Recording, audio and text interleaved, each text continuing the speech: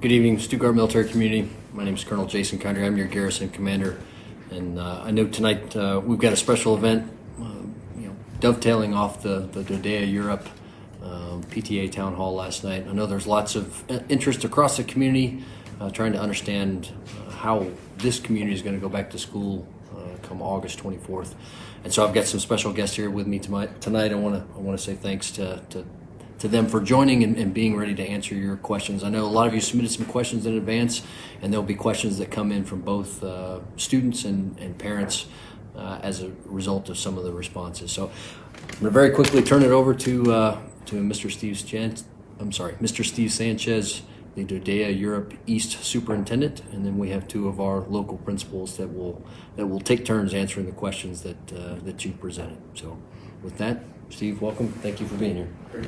Thank you very much, sir. Thank you for the invitation. Good evening, everybody. We appreciate this opportunity to give you an overview of what we're going to be doing when we do open school on August 24th, and give you also a chance to answer questions. We've had questions submitted in advance that we'll be able to answer, and some that I'm sure will be asked tonight, and we'll do our very best to answer those questions as well. I'm fortunate to have two of our principals locally, our high school principal and one of our elementary principals, and I'd like to go ahead and let them introduce themselves, if that would be okay. Hello everyone, I'm Rick Renninger, principal of Stuttgart High School, and I am very glad to be here, and I am overly joyed that we'll be able to start the school with our students this year. Hello everyone, Sonja Rodriguez, representing the three elementary schools, Robinson Barracks, Patch Elementary, and Stuttgart. It's good to be here.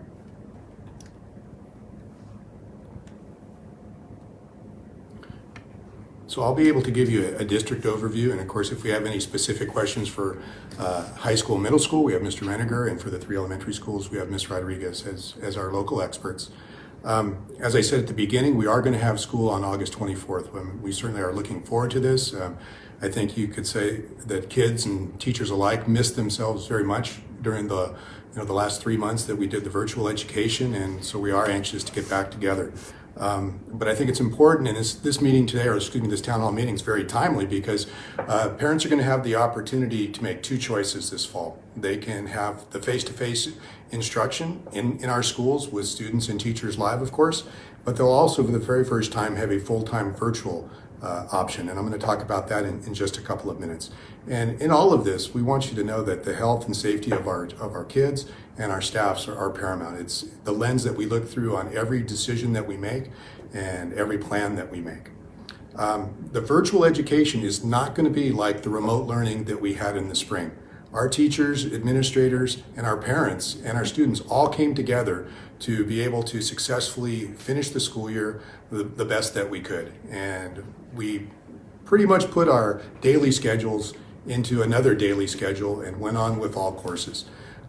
Virtual learning in the virtual school is going to look different. Virtual school is going to be conducted by the DoDEA Virtual School. We've had a very successful high school for over a decade, servicing some middle schoolers for math and our high school students in grades 9 through 12. This year, it's going to be extended for a K through 5 program and a 6 through 8 program. The K through 5 students will have their 4 cores. They'll have English, social studies, math, and science, and one elective, either art, PE, or music. And it'll be the same for the middle school. They'll have those same 4 classes and the opportunity to take one elective. The DoDEA Virtual School, as I said, has been operating successfully for a long time, and what they've come to learn in this, that it's really difficult for kids to take more than 5 classes online. And so that's the reason and the thinking behind only having students take 5 classes if they're going to be taking the virtual option. It'll be a separate curriculum. It won't be exactly what the kids will be doing in the brick and mortar schools. There are going to be programs that are bought for the elementary and an educational program bought for the middle school that will be offered to those students. The lessons are engaging. They are a little bit on demand, more self-paced, whereas in a face-to-face or in the remote environment we had in the spring, there was something usually due every day. Virtual environment's going to look a little bit different. And I want to go through just a couple of things. And today my office sent out an email with all of the options for virtual school and some of the characteristics of virtual school. And as I said earlier, it's timely because July 28th is the deadline for parents to decide whether they want the virtual option or not. If you choose face-to-face, there's nothing you need to do as long as you've re-registered. But if you want to do the virtual option, it has to be done by the 28th. And I know that the question has come up, why so early?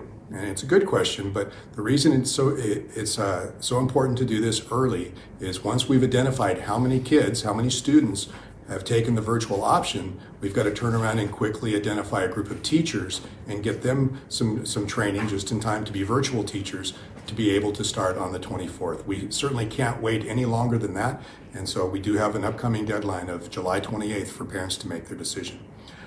In the brick and mortar school, all grade levels, 5 days a week, following the schedule that you're already used to, okay? But in the virtual school, it's going to be different. It'll be all grade levels still, 4 to 5 days a week. Students will follow the virtual school calendar, which is very similar to ours, and time will be allotted for teachers to have professional learning and collaborative time. A schedule will be established at a later date for students with synchronous and asynchronous learning. Now, synchronous, of course, means you have live and you're able to talk to a teacher. The asynchronous assignments are assignments that students do on their own and often with the support of their parents. Students will be able to complete the assignments at any time and connect with teachers throughout the week for support, feedback, and guidance. For instance, teachers will have office hours. So no matter whether you're K through 8 and there's questions that you have to ask about assignments, you'll be able to contact those teachers during the week. And so you'll also know what the assignments are generally for the week in advance. And so you'll be able to pace your family and your students as you go through the week. I think it's the virtual school has been used to doing this, and they know how to operate in that environment, and they know how to pace with their students. As far as what the courses will be, all courses required by DoDEA are, of course, available in our brick and mortar schools. We're still working on if we're going to be able to offer all the electives that we've offered in the past because of the social distance or the physical distancing requirements.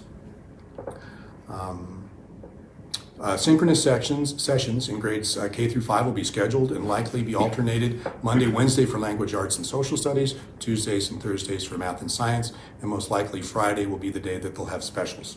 For students in the virtual school 6 through 12, they'll work with teachers and counselors to develop a schedule that fits their unique needs. Now, we have to keep in mind, normally high school and middle school students take 7 courses. Remember, in the virtual environment, in the virtual school, they'll be taking 5 courses.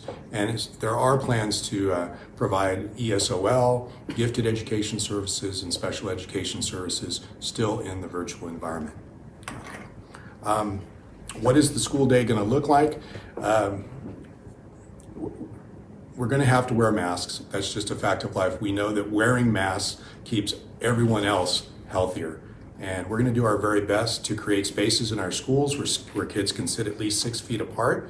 And where we can accomplish that, that'll be an opportunity for kids to take off their masks. But when we can't guarantee that, then we're going to have to ask students to wear masks. And certainly some of the places that they're going to have to wear masks is anytime they're in transition in the hallways, going from class to class, they're going to have their masks on. The one place, of course, that they're not going to have masks is going to be the school cafeteria. A couple of things that are going to be different. Well, there's going to be many things that are different, but we're going to have grab-and-go breakfasts and lunches. It's not going to be the traditional tray and you get 2 or 3 different courses. This is going to be for efficiency, to get kids through line and be able to get their meal to them as quickly as possible. What's going to be a challenge for the schools, but we're ready to meet that challenge, is creating additional spaces for kids to eat so that they can spread out, because obviously no one can eat with a mask on, we realize that, and so we have to create the space. And so we do have our cafeterias, we have our information centers. With good weather, we can spread to the outdoors, and we may have to have lunch in some classrooms. That's one way to create space. Another way to create space is schools are going to have to offer multiple lunches. I think in the past, Mr. Renninger, Stuttgart high schools had 1 lunch, okay, and all 800 kids or so come to lunch at one time.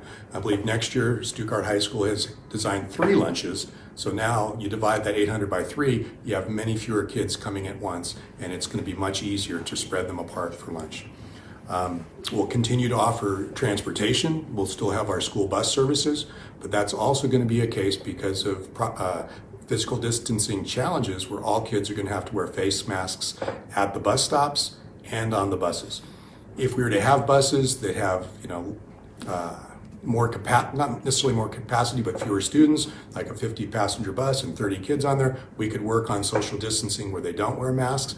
But that's generally not the case. Most of our buses come in pretty full of kids, and so while we're on school buses and at the bus stops, kids are going to have to wear masks. We'll continue to offer resources to families, and I'm transitioning a little bit back into the virtual environment. For families that want to go to the virtual school and need additional resources, we are also here to help with that. We'll issue Chromebooks again for families that need Chromebooks, and if families are struggling with internet service, we'll also provide hotspots to those families to make sure that they're fully connected and can be as successful as possible in our virtual school. One of the best things that parents can reference for everything that we're going to do in our schools, all the guidelines, all the protocols are on the DoDEA Return to School website. If you'll simply go into dodea.edu and go to Return to School, it gives you our full guide on guidelines and protocols for opening and for conducting school during the school day. What if kids get sick? What if faculty members get sick? What do classes look like? All of that is contained in that guide, and I'd really like to encourage you to be able to take a look at that. And then finally, before we start answering some specific questions, we really need your help as parents. We always depend on you to make sure that your kids come to school as healthy as possible. And we know that sometimes, all of us may go to school feeling a little bit under the weather at times, but we really want to, either get our classes done, or as adults, we want to get our job done that day. We really need you to screen your children every day within 2 hours of them coming to school. It's critical for the health and welfare not only of your child, but for all of our students in the school and all of our teachers. And a part of that, of course, will be taking your child's temperature each day. And if they have a fever, or if they're appearing symptomatic, please keep them at home. We want our teachers to stay home if they're not feeling well. We want our kids to also stay home if they're not feeling well. It's really, to the better health of everybody involved, if we're not feeling well, to please stay home.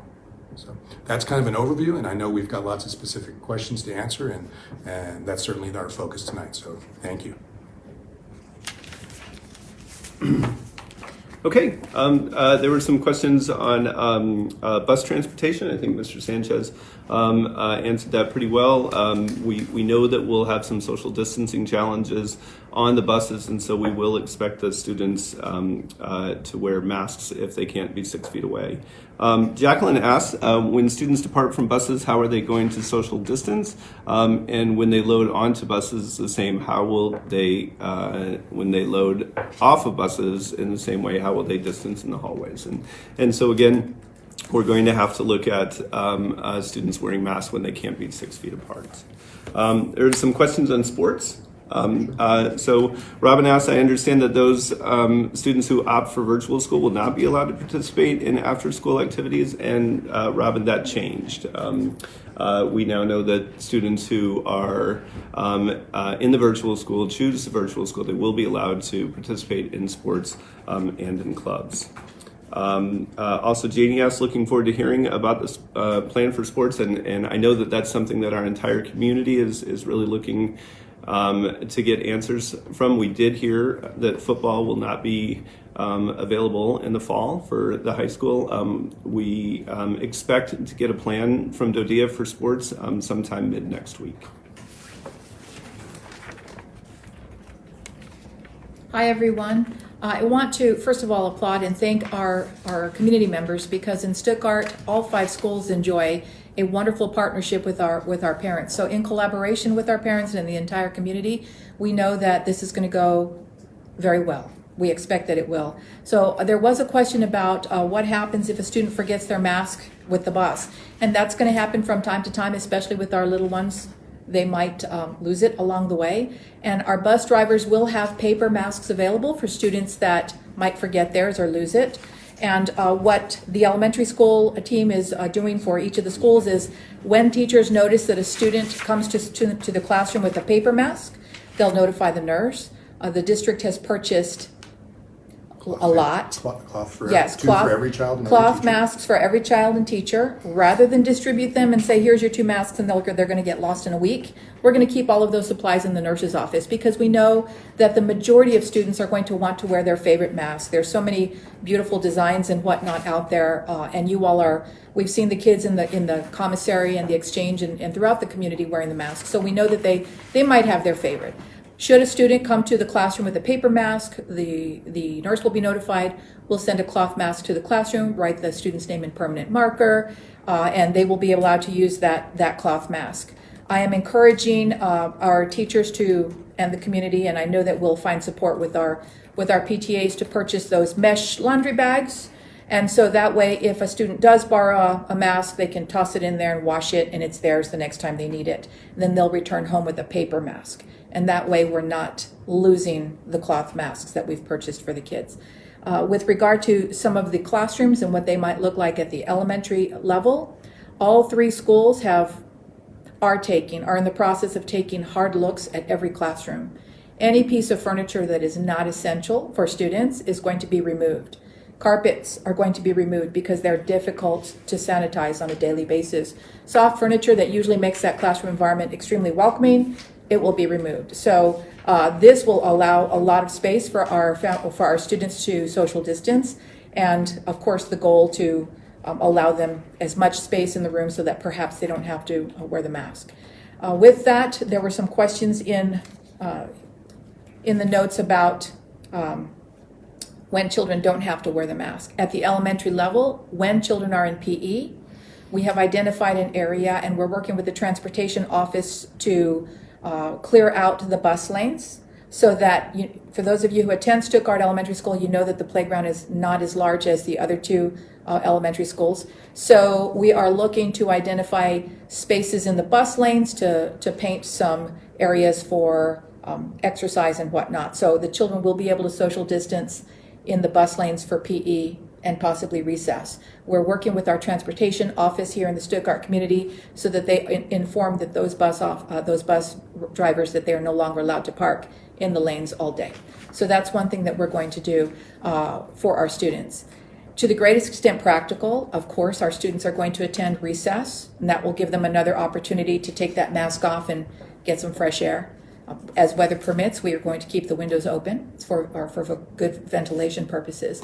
Again, I do have to applaud our community. I'm expecting that our children are going to be very compliant with this protocol.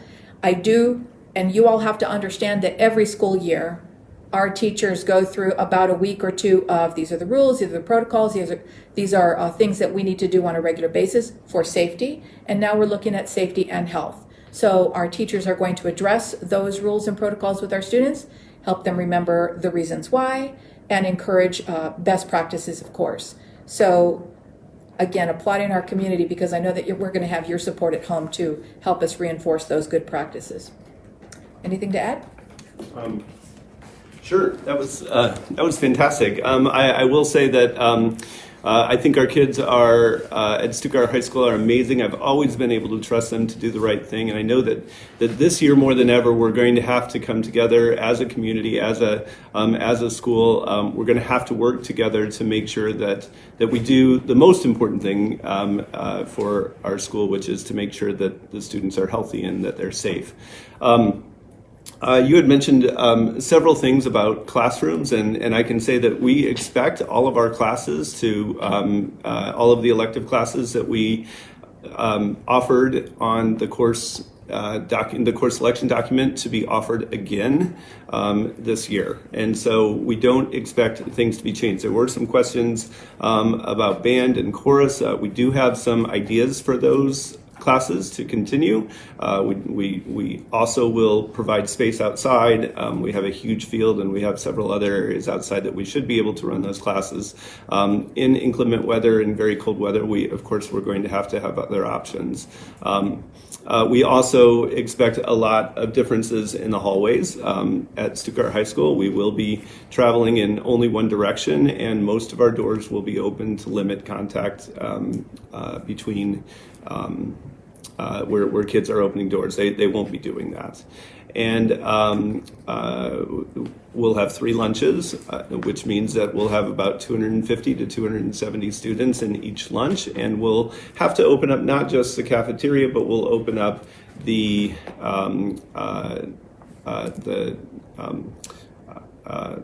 auditorium. And when the auditorium is open, students should be able to go in there. There will be seats that they can select and sit down at, but of course they will still be socially distancing. However, if there's a group of 5 or 6 kids that want to sit together, they would just pick seats that are fairly close to each other, but that are still 6 feet, and then still be able to have those conversations that I know everybody looks forward to.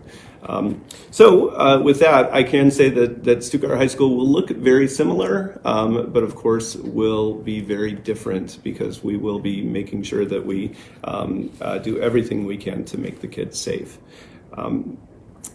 There's some other questions. Should I go to some other questions? Sure. Okay.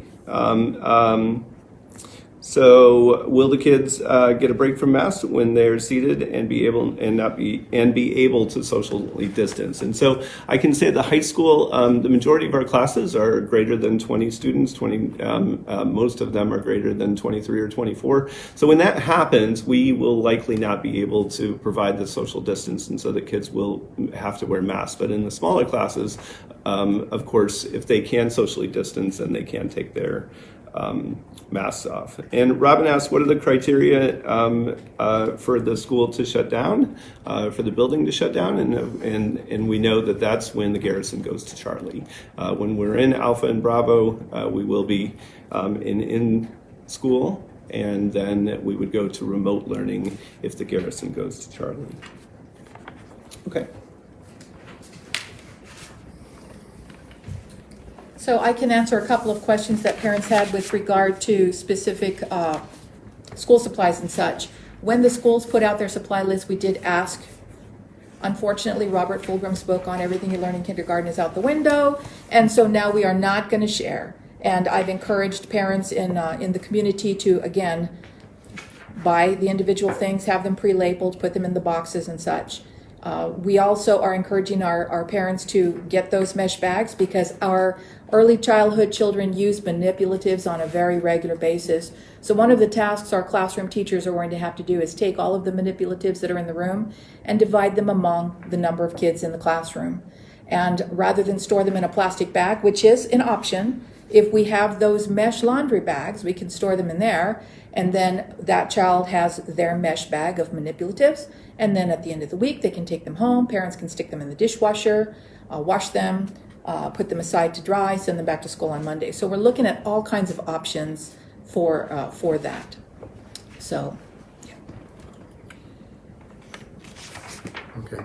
A lot of parents, of course, have asked questions about what the protocol is going to be if a child gets sick with COVID or a teacher gets sick with COVID. We certainly have, we're working with public health, we work with our local commands if that has happened.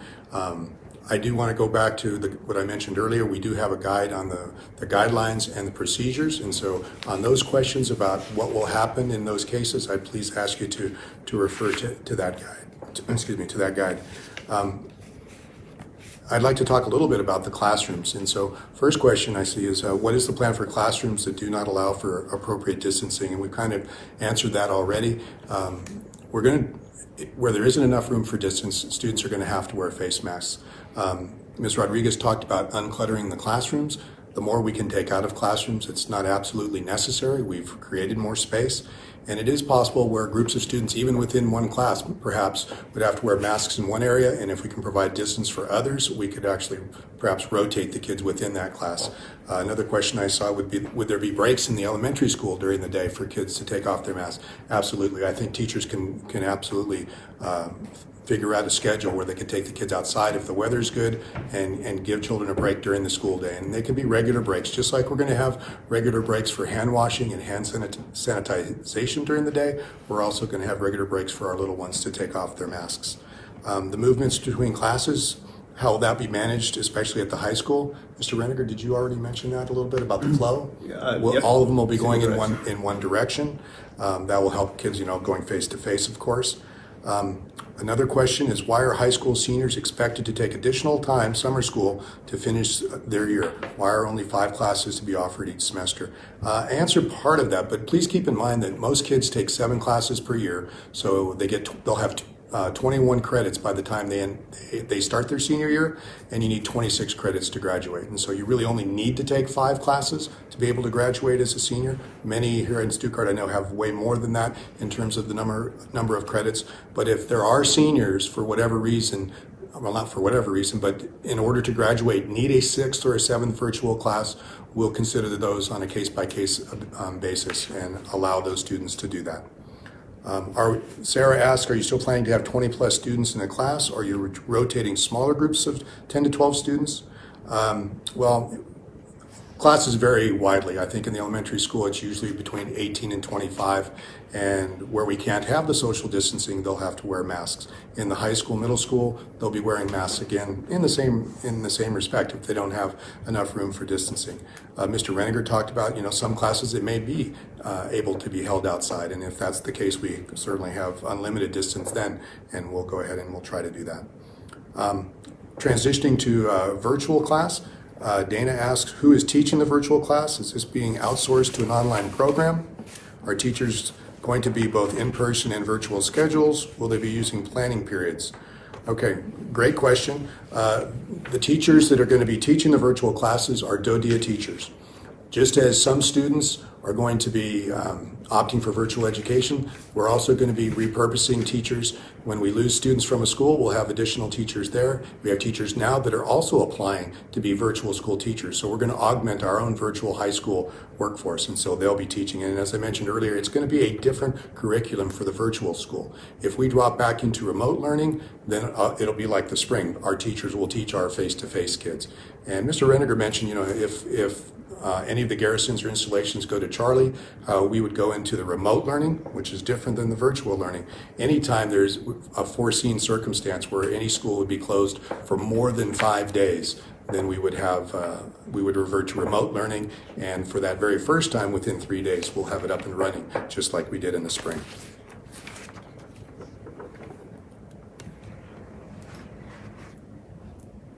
So on the topic of hand washing and hand sanitizing, we know that the CDC recommends hand washing over the hand sanitizer, and also the hand sanitizer can be rather harsh for young children's skin. So at the elementary level, what we are going to do with our classroom teachers is, again, help the children reinforce their time-telling skills by setting a group of children to wash their hands every hour on the hour or the 10 minutes or the 20 minutes.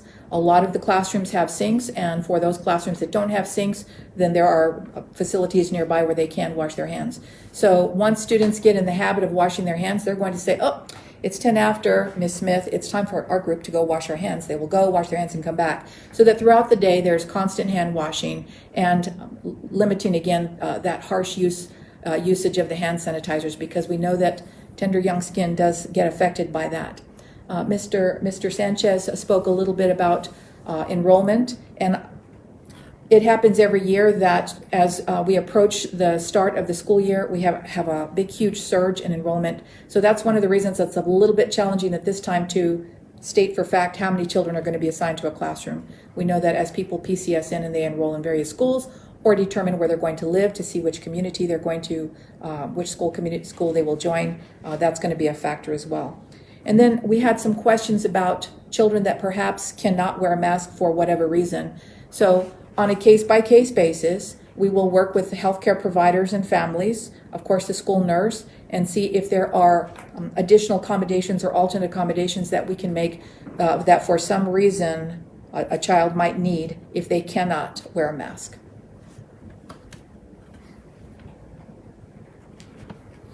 I have a question from Tonya that says, when school starts, do new arrivals have a choice between in-class and virtual instruction, since they'll be required to quarantine?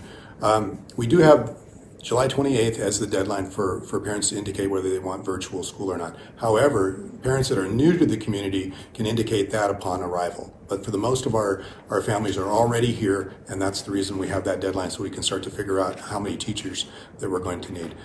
For families that come in, of course, they're going to have to do the 14-day quarantine. And for those students who want to start face-to-face but have to be in quarantine, once they're registered, we'll provide assignments for them, and they'll be able to start as soon as their quarantine is over and they're healthy to come to school. For new arrivals, all registration is online through the DoDEA website and a portal called Doors. And through Doors, parents can also indicate there at that time that when they arrive, that their choice is to do virtual education. Maleka asks, I heard if you pick the digital school option, you must stick with this all semester, and why can't we have a hybrid program? That information is correct. Once parents do make a selection, whether to continue with the face-to-face or go to the virtual option, they have to make a one semester commitment. Please keep in mind the reason for that is it's two separate programs. We have two separate curriculums that are going to be purchased. Well, one for the virtual school and the curriculum that we already have. You're going to have different sets of teachers and in some cases even slightly different classes. And so there is no opportunity to do any kind of a hybrid or allow kids to drop in and out of one option or the other. We will have a registration in late fall, so if you want to make a change for the spring semester, whether it's to go face-to-face to virtual or virtual back to face-to-face, you'll have that option in late fall.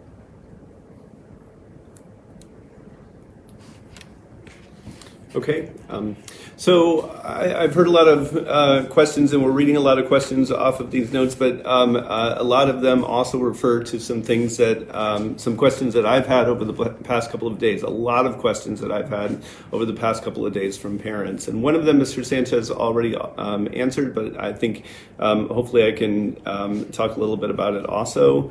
If a student takes 5 classes for one semester, that's 2.5 credits. Normally they would get 3.5 credits for the semester, so they would lose the opportunity for 1 credit. But as Mr. Sanchez said, there are most students graduate with way over the required 26 credits in DoDEA. And so we expect that students would not necessarily have to take summer school classes or augment their schedule in any other way as when they come back to the regular environment.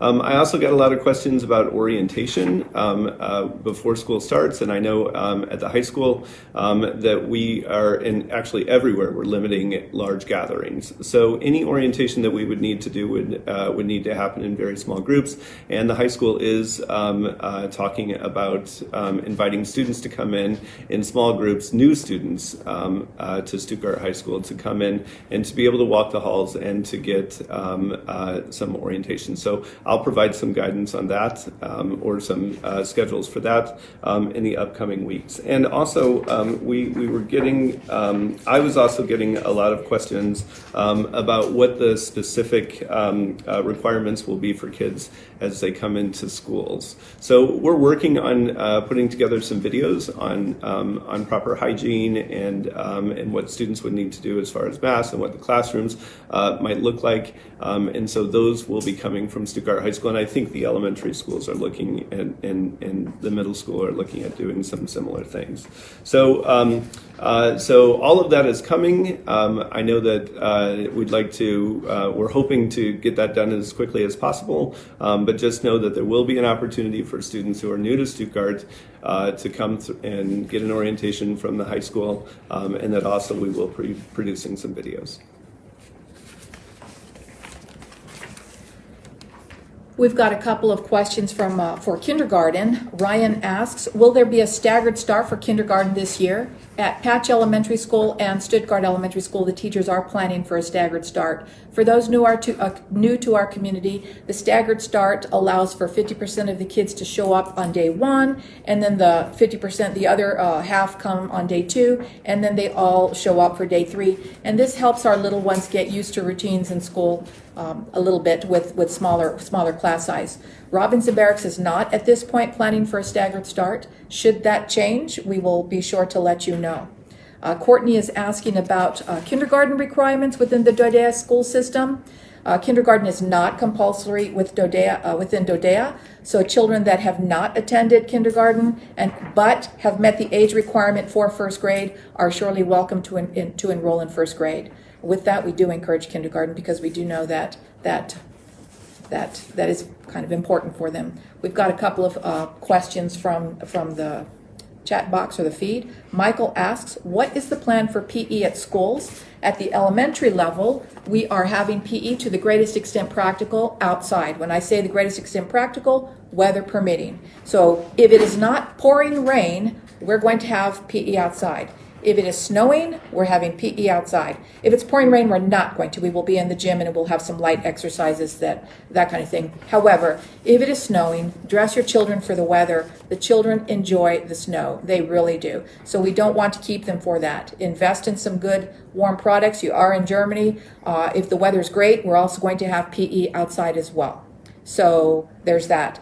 If the weather is horrible, we will move inside the gym. We will social distance inside the gym and do some light exercises that don't require a lot of heavy breathing. We do have 3 doors in the gym that we can open that lead outside to the playground so that there can be some proper ventilation. Kristen asks, are face shields acceptable? Face shields can be worn as long as there is a mask underneath. Again, should a child or somebody that works within the school setting not be able to or wear a mask for some reason, we will work with healthcare providers and the school nurse and the families to determine the next best possible outcome. But for 99% of our community, the expectation is that they're wearing that mask in addition to the shield if they wish.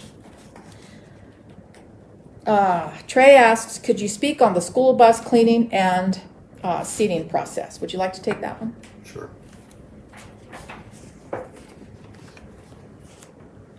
The school buses they'll be sanitized and wiped down each day.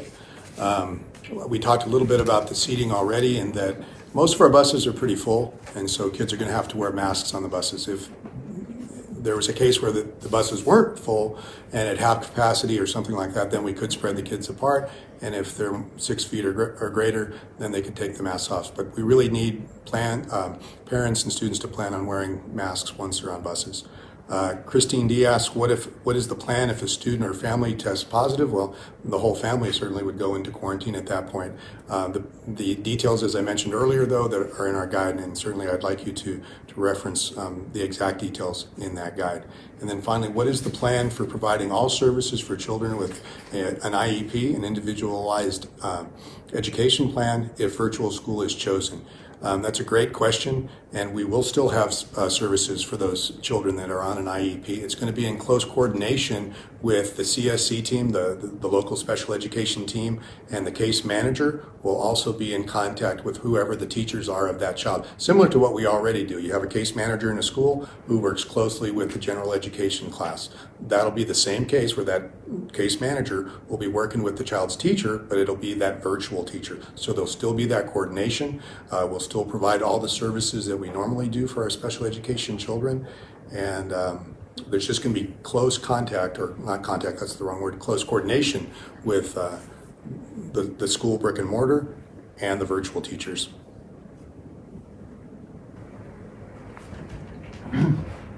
Okay, so a follow-up on PE for the high school. Obviously, we will be outside as often as we can, and when we're inside, we will go to more of a textbook environment for those for the times when it's raining. A couple of things that we're going to be doing at the high school that I haven't mentioned. We will have, and this is for all schools, we'll have sanitizing stations throughout the buildings. We are having some water filling stations put in this summer at the high school, and we know that we probably won't be able to use the drinking fountains. Is that correct? So at all schools, we won't be able to use the drinking fountains. So we'll expect our students to bring water bottles to school, and they will be able to refill them in 2 different locations in the high school. We're looking at multiple options for scheduling. One option is putting together cohorts of kids where we have maybe 25 kids where we know are taking the same 3 classes, and so we will have those kids go together so that we're limiting the exposure between students. Of course, we will have 3 lunch periods, which will cut down on that. We'll have extra cleaning and as I mentioned before, organized hallway movements, and something that none of us have mentioned yet, all the schools will be 100% ready to go to remote learning if we go to Charlie. So we'll be able to switch pretty quickly. Another question, will additional time be allowed for hand washing, one-way halls, etc. Between classes? So we're going to have to be pretty flexible at the high school. We know that it's going to take students a little bit of time to get from one class to another. So yes, we'll see how it goes, but I expect that we won't be giving detentions for tardies too quickly. Okay. I have a question from Mary and Bill asking, please address buses and cleaning processes. I don't know the exact process, but they are going to be sanitizing the buses daily. Please keep in mind that the school buses are also used in the German community as well. Really, we'd like to encourage parents, if at all possible, if you work on the same concern as where your kid's school is, maybe to drive your kids to school as well. They're going to be sanitized daily. And as I mentioned earlier, they're going to have to wear masks when they're on the bus. Rebecca asks, is there any sample or introduction for virtual learning? We don't have any samples of it. I can tell you more about what it's about, not really specifically what the lessons themselves will look like, but it'll be the entire curriculum will be laid out for the entire semester. You'll be able to see what your child is going to be doing along the way, and essentially weeks are released week by week by week, and so the assignments each week are released to the parents and to the students, and so you'll have all week where you can kind of budget your time. You can work in the evenings if you prefer. You really determine if you're a virtual education student, you determine your daily schedule. There is no bell schedule. There is no time during the day that you have to be certain places. The only times it will be scheduled will be those office hours with the parents that you'll be able to contact them. We have a couple of questions about homeschool options that I'd like to cover. Questions about resources and opportunities. Are they available to homeschoolers? If a family decides to homeschool, will they have access to the physical resources at the school, such as a library? And the answer is absolutely yes. Those homeschool families will have the same rights and privileges that they've had before and are still welcome into our schools to take advantage of the resources. And then will they be able to attend specials like art and music? And the answer, of course, is yes to that as well. Shauna asks, will homeschool families that are not doing the virtual be allowed to join for specials? I kind of just answered that. That has not changed. They'll still be able to do the specials with the schools. To expand on the homeschooling options for those families that choose to homeschool, at the elementary level, we usually assign the students to a particular homeroom class so that when they attend the specials, they will attend with the same cohort every time. For families that choose to use other facilities such as the library on their own, then the child cannot just be dropped off at school. The parent should remain with the child when they're using those facilities. To expand a little bit on driving your child to school, you all have been to these concerns and you know the traffic. So and we also, if you choose to drive your child to school, that's perfectly fine. But we always encourage you to consider parking at the exchange or somewhere that's got a nice parking lot and having a nice leisure walk to school, and you can just kind of like look at all the other traffic of people that are stressed trying to get their child to the school slot. So we've encouraged that every time to our families that are new to the community. Park at the exchange, have a leisure 5-minute walk to the campus, kiss your child goodbye, and have a nice walk back in the morning. Felicia asks a little bit about hand washing and one-way hallways. We've touched on that. I'm sure I'll turn it over to Rick in a little bit. At the elementary level, we are going to have set times where the children are washing their hands throughout the day, and of course the one-way hallways as well. Before I turn it over to Rick, Lacey is asking for those students that choose the virtual option if they'll be allowed to participate in clubs and activities at the school, and what options for extracurricular activities will exist for them. So in collaboration with the other elementary administrators, we have been in discussion about that topic, and our plan is that when First of all, at the elementary level, extracurricular options are based on student interest and teacher talent. And so they will propose various clubs that they would like to sponsor.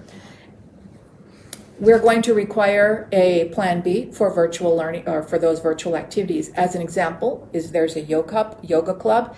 There's absolutely every opportunity for the teacher that's doing yoga to do a Google Meet. And children that are attending virtual school can join in with the Google Meet and do the stretches and the yoga at home as well.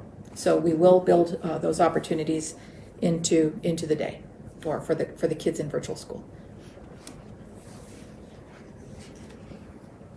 Okay, a couple of questions from kids. Are the students allowed to have their own sanitizer? And the answer is yes. If the students would like to bring their own sanitizer, they absolutely will be able to. One of the students asked if they will be assigned lockers. And I've been talking to my colleagues up in the KMC and in Wiesbaden, and none of us can think of a reason why we wouldn't be able to still have lockers for students. Now that may change, but for now we're all planning on providing students lockers. And then there were some questions from students at the end of our little packet here, and I think we answered all of them, including will lockers be used. So that, I understand, is the end of the online questions. I want to address, there was one question, are there types of masks we cannot wear? So just like a dress code, we surely don't want to have a mask that has a statement that might not be appropriate for school. Of course. So Do we want to do some fun? Sure. I have a couple of questions from DoDEA staff, and I'd really like to encourage DoDEA staff. There is information that's already coming out to you. Even though the principals are currently on recess, they're sending out information regularly to our staffs. And so if you have any questions, please contact your principal and work through your chain of command. Question on will the tuition be the same for both options? Yes, tuition. You're a full-time DoDEA student, whether you're doing the virtual option or whether you're doing the face-to-face option. And of course, you have that option to change that at the semester. And so, yes, the tuition will be the same in either regard. Okay. Yeah, and Okay. Okay. So just to finish from the high school, safety is going to be our number one priority. It's what we're going to be talking about all of the time. Certainly in the first couple of weeks, we're going to be getting those procedures down and modifying where we need to, but it is all of our responsibilities, and that includes the parents and the students and the teachers and all of us to make sure that we're always looking out for each other.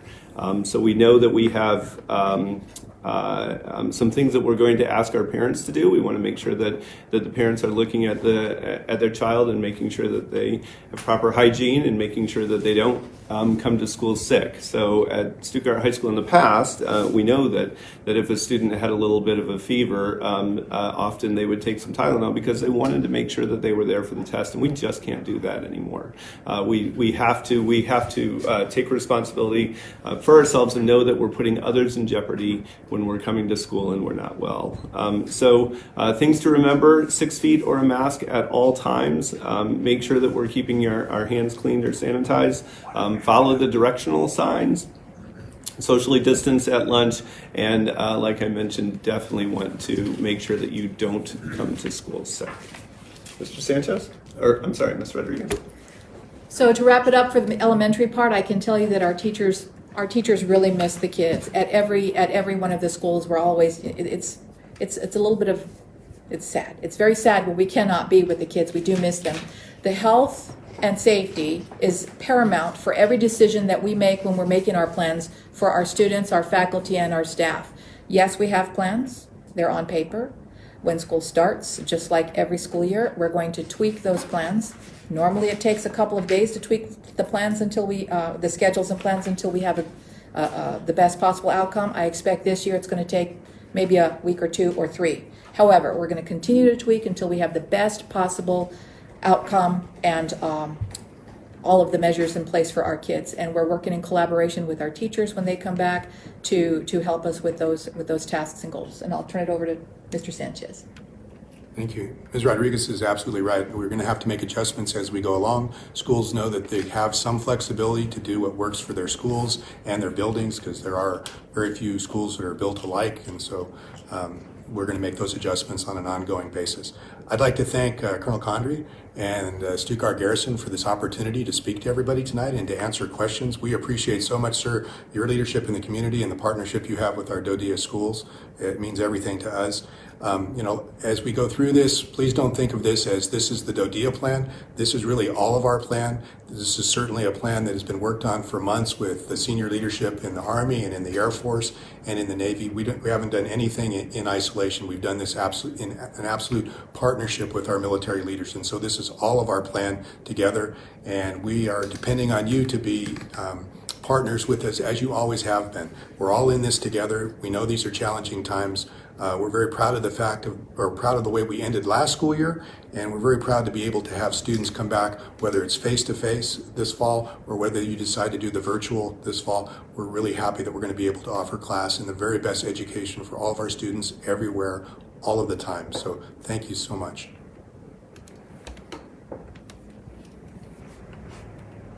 Okay, so I do want to thank Mr. Sanchez and Principal Rodriguez, Principal Renninger, in terms of answering questions that I know are very near and dear, and creating some personalization for how we're going to deal with this as a community.